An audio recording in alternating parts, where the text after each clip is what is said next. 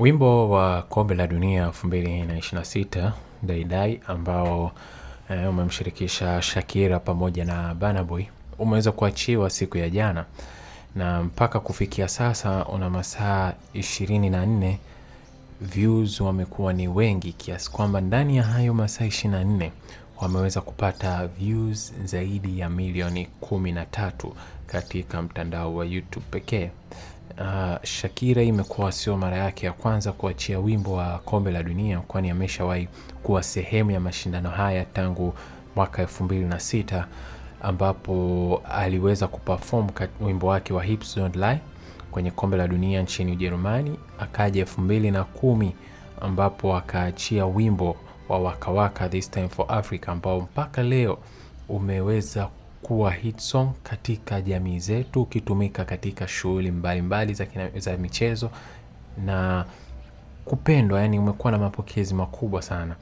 Na kafata baada ya hapo 2014 akatoa wimbo mwingine mkali sana uitwao La La La, yani la la la ya naisi utakuwa unaupata. Hiyo ilikuwa 2014 nchini Brazil, na sasa ni 2026 amekuja na wimbo wa Dai Dai akiwa sambamba na msanii kutokea nchini Nigeria, Burna Boy.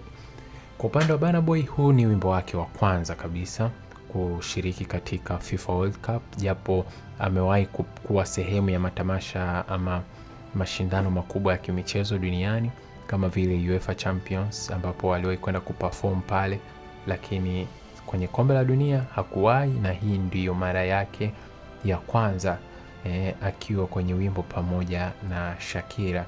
Wengi wameusifu wimbo huu kwa sababu wameweza kupata taste tofauti ya muziki, ambapo Shakira yeye amekuja na muziki wa Kilatini, yani yenye muundo wa Kilatini, na Burna Boy akija na Afrobeats, ambapo wengi na Afrobeats kwa sasa umekuwa ni muziki unaopendwa zaidi kutoka Afrika, ukiwa sambamba na mapiano, lakini uwepo wake humo haujaathiri chochote, bali watu wameupokea kwa ukubwa sana, wakipenda aina ya muziki hiyo miwili kuweza kukutana.